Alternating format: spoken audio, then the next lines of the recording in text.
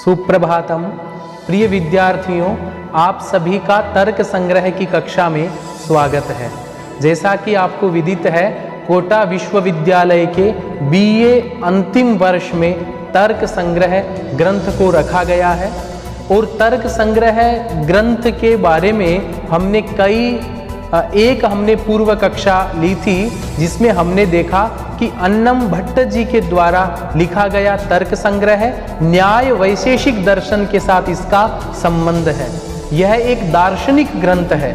दर्शन का ग्रंथ होने के कारण हमने दर्शन की परिभाषा देखी, दर्शन के भेद, आस्तिक और नास्तिक दर्शन, जिनमें नास्तिक दर्शन 3 थे, जैन, बौद्ध, चारवाक, इनके बारे में हमने पढ़ा। और जो आस्तिक दर्शन है 6 प्रकार के, उन दर्शनों के बारे में और उनके प्रवर्तकों के बारे में भी हमने विगत कक्षा में पढ़ा था। उसके बाद में हमने यह देखा कि जो तर्क संग्रह ग्रंथ है वो अन्नम भट्ट जी के द्वारा लिखा गया है और वो बड़ा ही सुंदर इसमें मंगलाचरण करते हैं। निधाय हृदय विश्वेशम, उसका अर्थ यह था कि मैं अपने हृदय में शिव है जो विश्व के ईश है उनको धारण करके और अपने जो गुरुजी है उनकी वंदना करता हूं। और उसके बाद में मैं तर्क संग्रह ग्रंथ है जो बालानाम सुखबोधाय, जो बालक है, यहाँ पे बालक का अर्थ स्तनधय प्रवृत्ति वाले छोटे शिशु नहीं है। यहाँ पे बालक का अर्थ है जिन्होंने व्याकरण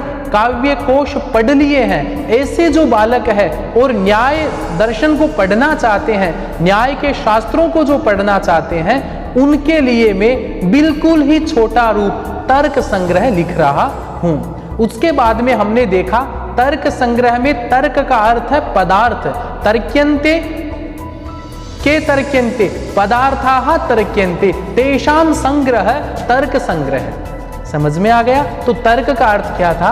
पदार्थ था। उसके बाद में हमने ग्रंथ को पढ़ना प्रारंभ किया था।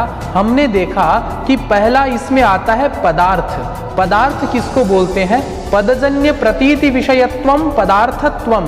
हम कोई पद बोलते हैं, उस पद के द्वारा जो हमें ज्ञान होता है, उस ज्ञान का जो विषय है वो पदार्थ कहलाता है। समझ में आ गया ना?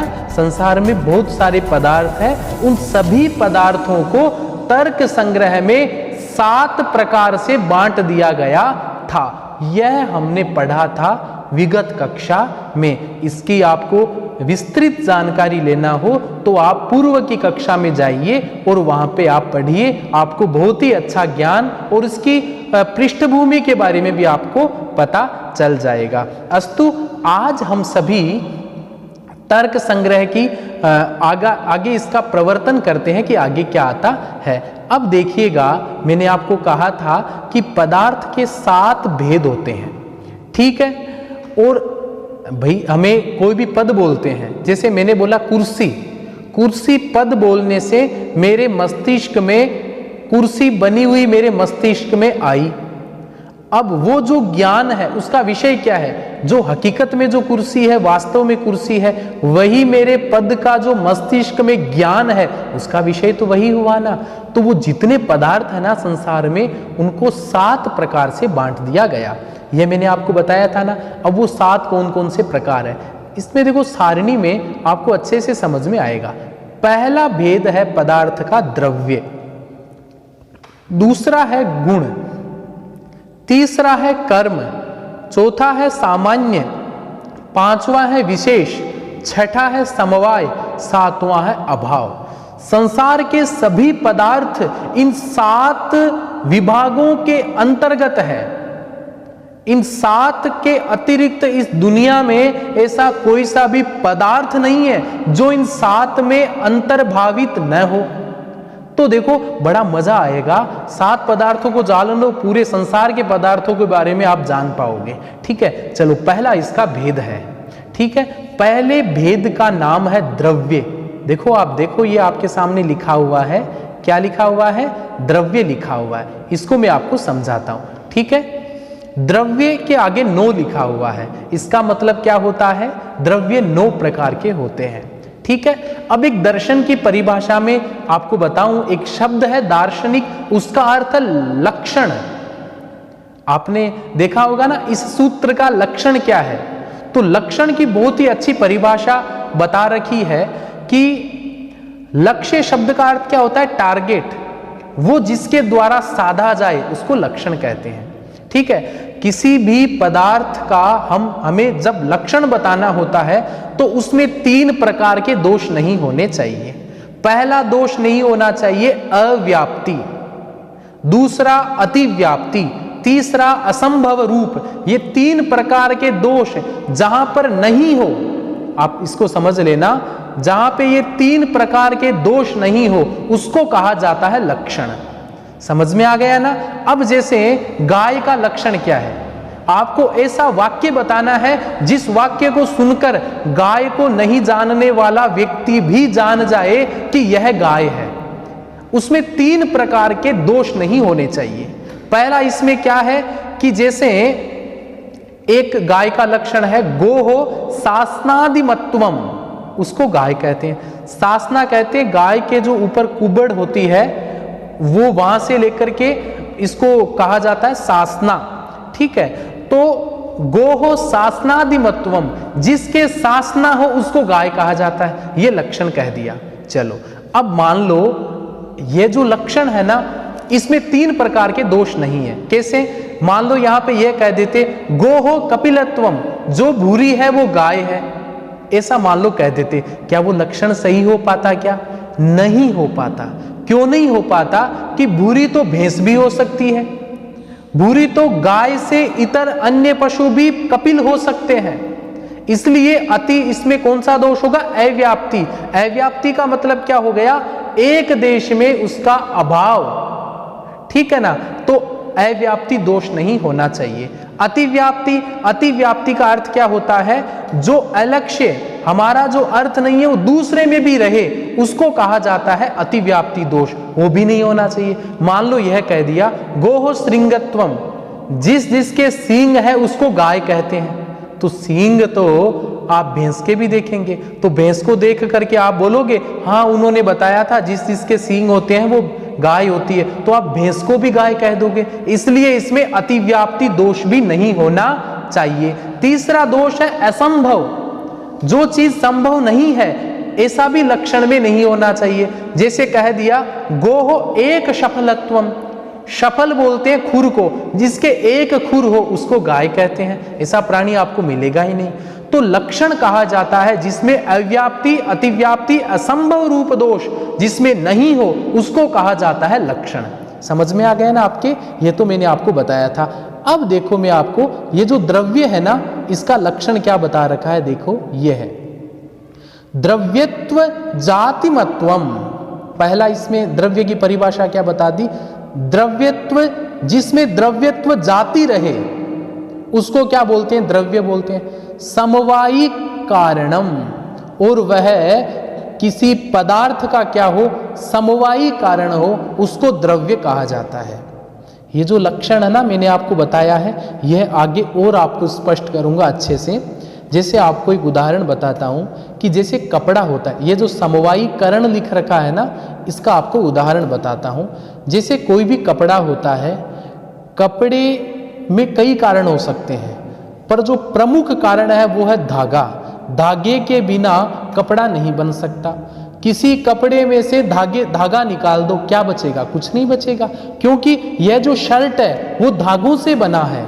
ठीक है ना, तो धागा है वो क्या है? इस शर्ट रूपी कपड़े का समवायी करण है। क्या है? समवायी करण है। समझ में आ गया आपके अच्छे से? तो क्या कह दिया कि पदार्थ का जो समवायी करण हो उसको क्या कहा जाता है? द्रव्य कहा जाता है। और जिसमें द्रव्यत्व क्या रहे? जाति रहे। ये तो आपको लक्षण याद करने के हिसाब से बताया है। आगे इसको मैं अच्छे से उदाहरण देकर के आपको इसको समझाऊंगा। प्रिय विद्यार्थियों, आपके कहीं पर भी कोई भी चीज समझ में नहीं आती है तो आप मेरे साथ बने रहिए वीडियो में, अंततः आपको वो सभी चीज समझ में आ जाएगी। आगे देखिएगा।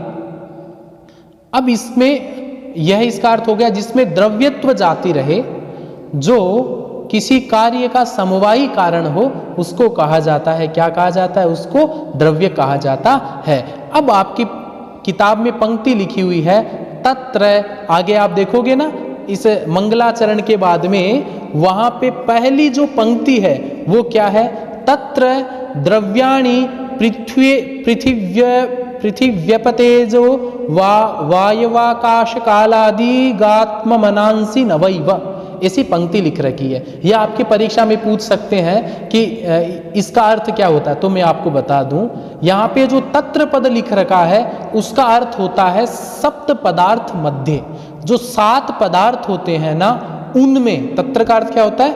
7 पदार्थों में द्रव्याणि, जो द्रव्य है वो पृथ्वी, पहला द्रव्य कौन सा हो गया?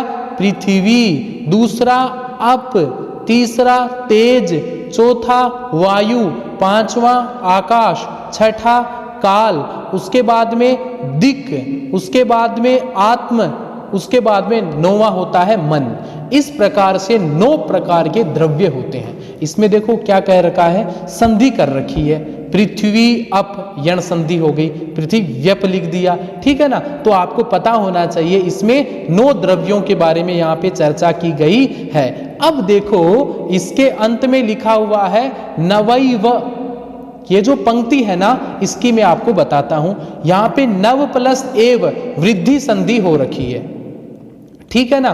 तो कहने का अभिप्राय क्या है?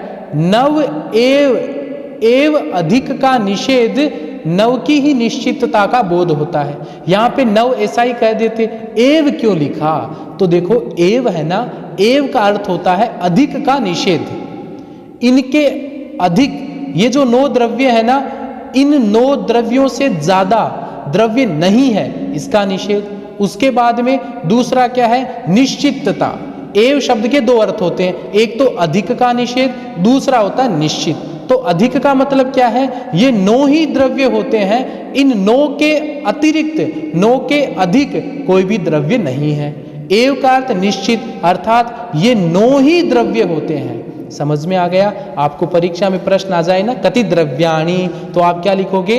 नवैव द्रव्याणि, पृथ्वी अप तेज वायु आकाश काल दिक् आत्मा मन, ये 9 द्रव्य होते हैं, ठीक है। अब एक बात बताओ कि जो अंधकार है ना, अंधकार में भी द्रव्य रहता है, ठीक है। तो अंधकार है उसको 10वां द्रव्य नहीं माना गया है, क्यों? क्योंकि ये तेज का ही अभाव है, कोई भिन्न कोई द्रव्य नहीं है।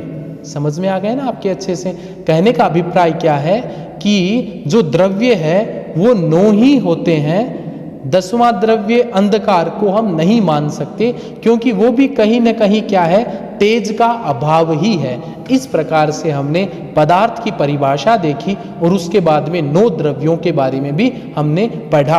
अब देखो मैं आपको बताऊंगा कि ये जो पृथ्वी है इसको द्रव्य क्यों कहते हैं, इसके कितने भेद होते हैं, इसके क्या लक्षण होते हैं, उसके बारे में मैं आपको अच्छे से बताऊंगा।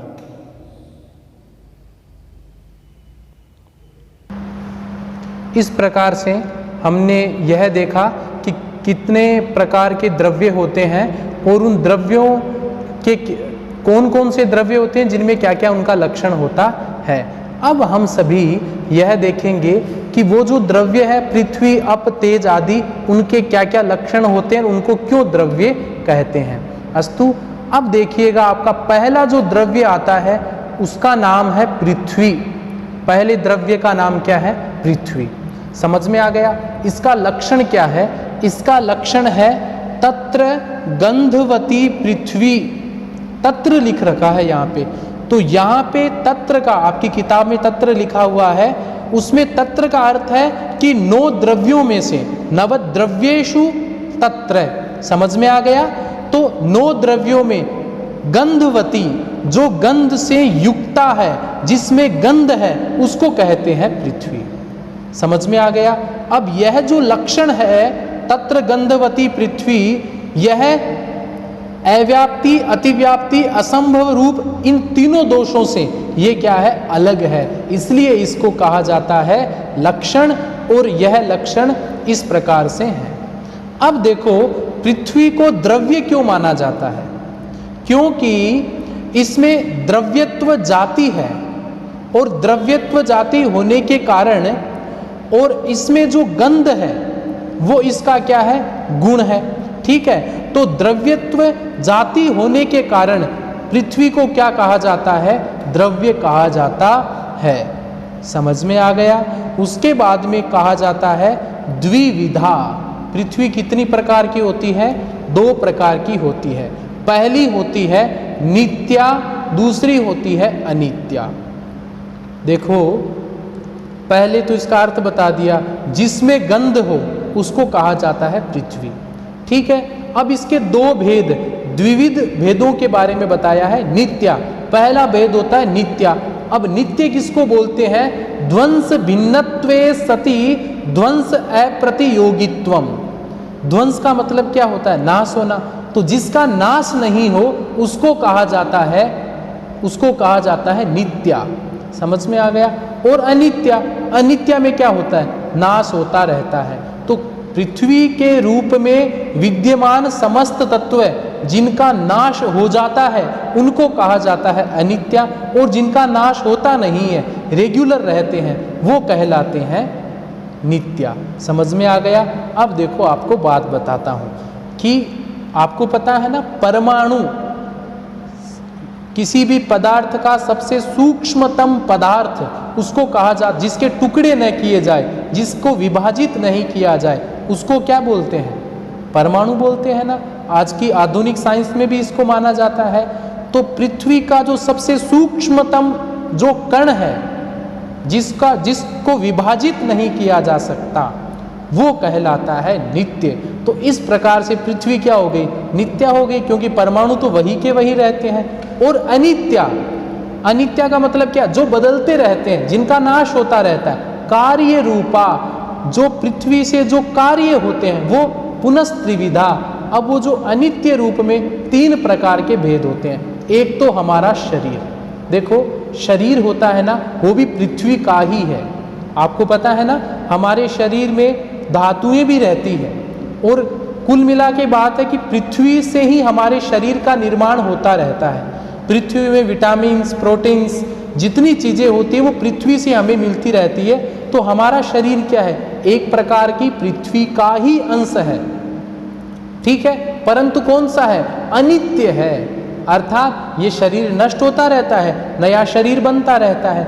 अस्मद आदि नाम, हमारे शरीर आदि, ये सभी पृथ्वी का ही रूप है शरीर के रूप में। उसके बाद में इंद्रियम, इंद्रियम घ्राणम नासाग्रवर्ती, इसका जो इंद्रिय है वो कौन सा है? घ्राण। नाक होती है ना, नाक से पृथ्वी का ग्रहण होता है, क्योंकि नाक से हम किसी भी गंध को सूंघ सकते हैं। नासाग्रवर्ती, नाक के जो आगे वाला जो भाग होता है, इसमें क्षमता होती है सूंघने की, इसलिए इसका पृथ्वी का इंद्रिय कौन है? नाक का अग्रभाग है, वो पृथ्वी का इंद्रिय कहलाता है। उसके बाद में विषय, विषय आगे क्या है? विषय। विषय का अर्थ क्या होता है? कि शरीर और इंद्रिय से जो अलग है, जिसमें उपभोग करने की क्षमता है, उसको कहा जाता है विषय। तो मृत पाषाण आदि विषय कौन से हैं? कि जो मिट्टी, पत्थर आदि ये सभी पृथ्वी से बने होते हैं, इनको क्या कहा जाता है? इनको कहा जाता है विषय कहा जाता है। अब आपको मैं बात बताता हूँ। ये तो मैंने आपको विस्तृत व्याख्या के रूप में बताया। अब मैं सीधी सी एक बात बता देता हूँ, जिसमें गंध रहे उसको पृथ्वी कहा जाता है।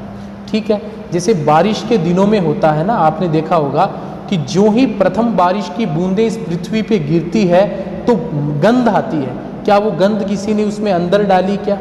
गंध अपने आप पृथ्वी में रहने वाले तत्वों के विकारों से स्वतः एक गंध उत्पन्न होती है। इसलिए पृथ्वी का लक्षण क्या बता दिया? जो गंध से युक्त हो उसको पृथ्वी कहा जाता है। समझ में आ गया? आपकी परीक्षा में आए ना कि पृथ्वी का लक्षण क्या है, तो गंधवती लिखना है। द्विविधा, 2 प्रकार की होती है। नित्या, नित्य रूप में कौन सी? परमाणु रूप। परमाणु होता है ना पृथ्वी का, वो कभी नष्ट या अपरिवर्तित रहता है, कभी नष्ट नहीं होता है, परिवर्तन नहीं होता है उसमें। तो नित्य रूप में पृथ्वी का भेद कौन सा है? परमाणु रूप। और अनित्य रूप में कौन सा है? शरीर। एक तो हमारा शरीर हो गया, शरीर बदलते रहते, नाश होते रहते, भले ही वो पृथ्वी के अंश हो, तो वो कार्य रूप में है। दूसरा इंद्रिय, इसका इंद्रिय कौन सा होता है? नाक के आगे का भाग, जिससे गंध हम सूंघ सकते हैं। विषय मिट्टी पत्थर आदि है वो पृथ्वी के क्या है, विषय कहलाते हैं। अस्तु, इस प्रकार से हमने पृथ्वी के बारे में आज हम सभी ने देखा। अब एक बात बताऊं मैं आपको कि जो पृथ्वी का गुण है वो क्या है, गंध है।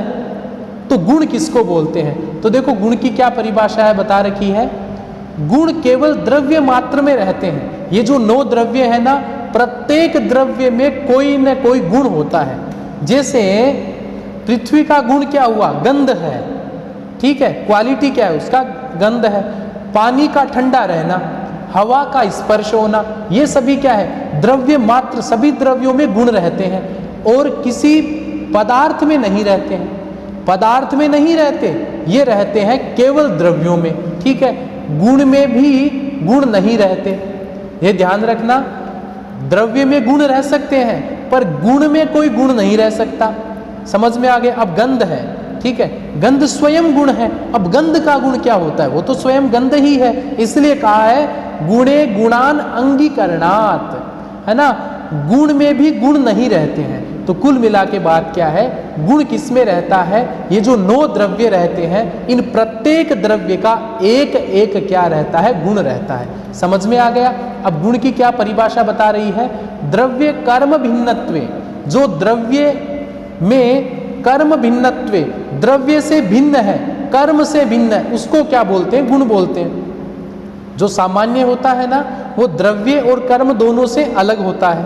देखो क्या है, द्रव्य और कर्म से अलग, द्रव्य से अलग होता है और कर्म से अलग होता है। जो सामान्य कॉमन गुण है, कॉमन है, उसको क्या बोलते हैं, गुण बोलते हैं। सामान्य द्रव्य तथा गुण कर्म तीनों में रहते हैं। समझ में आ गया ना? जैसे किसी भी, जैसे पृथ्वी का गुण गंध है, तो वह पृथ्वी जो द्रव्य है उससे तो वो अलग ही है, अतिरिक्त ही है। समझ में आ गया? अब देखो 24 प्रकार के गुण होते हैं। कितने प्रकार के? संसार में जितनी क्वालिटीज है, जितने गुण हैं, वो सभी 24 गुणों में आ जाते हैं। पहला गुण रूप, रस, गंध, स्पर्श, संख्या, परिमाण, पृथक्त्व, संयोग, विभाग, परत्व, अपरत्व, गुरुत्व, द्रवत्व, स्नेह, शब्द, बुद्धि, सुख, दुख, इच्छा, द्वेष, प्रयत्न, धर्म, अधर्म, संस्कार, ये 24 प्रकार के गुण होते हैं। कितने गुण होते हैं? 24 प्रकार के गुण होते हैं, जो केवल द्रव्यों में रहते हैं, स्वयं गुणों में नहीं रहते, पदार्थ में भी नहीं रहते। इस प्रकार से 24 प्रकार के गुण होते हैं। तो आज की कक्षा में हमने क्या जाना कि पदार्थ के 7 भेदों में पहला जो भेद है वो द्रव्य है, और 9 प्रकार के द्रव्य होते हैं। कौन कौन से? तत्र, तत्र का अर्थ 7 पदार्थों में द्रव्य कितने होते हैं? 9। पृथ्वी, अप, तेज, वायु, आकाश, काल, दिक्, आत्मा, मन। उसके बाद में हमने पृथ्वी को पढ़ा। पृथ्वी का लक्षण क्या होता है? तत्र गंधवती पृथ्वी, जिसमें गंध रहे उसको कहा जाता है पृथ्वी। 2 प्रकार के भेद होते हैं। परमाणु हमेशा नित्य रहता है, इसलिए पहला भेद हुआ नित्या, ठीक है, जो परमाणु के रूप में रहता है। दूसरा भेद हुआ अनित्य, जो शरीर, हमारे शरीर रूप में विद्यमान रहता है। इसका जो इंद्रिय है ना, वो नाक के आगे का भाग, घ्राणम नासाग्रवर्ती, जो विषय है ना, वो मिट्टी पत्थर आदि के रूप में पृथ्वी के विषय होते हैं। उसके बाद में जो गुण है, गुण के बारे में हमने देखा, द्रव्य और कर्म से जो अलग है उसको क्या कहते हैं? गुण कहते हैं। समझ में आ गया? गुणों में गुण नहीं रहते हैं, पर प्रत्येक द्रव्य का एक एक गुण होता है, ये भी हमने देख लिया। गुण 24 प्रकार के होते हैं, रूप, रस आदि 24 गुण। इस प्रकार आपको याद क्या करना है, आपको कितने पदार्थ होते हैं, कौन कौन से पदार्थों के नाम होते हैं, पदार्थ की क्या परिभाषा, द्रव्य की क्या परिभाषा, गुण की क्या परिभाषा, और गुणों के 24 भेद, ये आप याद करो। आपकी परीक्षा में प्रश्न आएंगे ताकि आप इनको सही कर सको। यह जो PDF है वो मैं आपको मेरी जो YouTube है इसकी लिंक में डाल दूंगा। जब आप इस पर क्लिक करेंगे तो आपके मोबाइल में पूरी PDF खुल जाएगी। कोरोना काल के कारण हो सकता है कि आप लाइब्रेरी न जा पाओ, किताबें नहीं ला पाओ, कोई चिंता की बात नहीं है। मैं आपको PDF के माध्यम से आपको अच्छे नोट्स उपलब्ध करवाऊंगा, आप पढ़ते रहिए। हो सकता है कि आपको समझ में नहीं आए, प्रारंभ में समझ में नहीं आए, बाद में आपको स्वतः समझ में आने लगेगा। शास्त्र में जितना अध्ययन करोगे, जितनी मेहनत करोगे, उतना आपके समझ में आएगा। आगे आप नेट JRF का जितने एग्जाम है सब में तर्क संग्रह पूछी जाती है, उनमें आप उन प्रश्नों के उत्तर दे सको। आज के लिए इतना ही। पुनः अग्रिम कक्षा में तर्क संग्रह की जितने भेद हैं उन सभी के बारे में हम जानेंगे। आज के लिए इतना ही। धन्यवाद।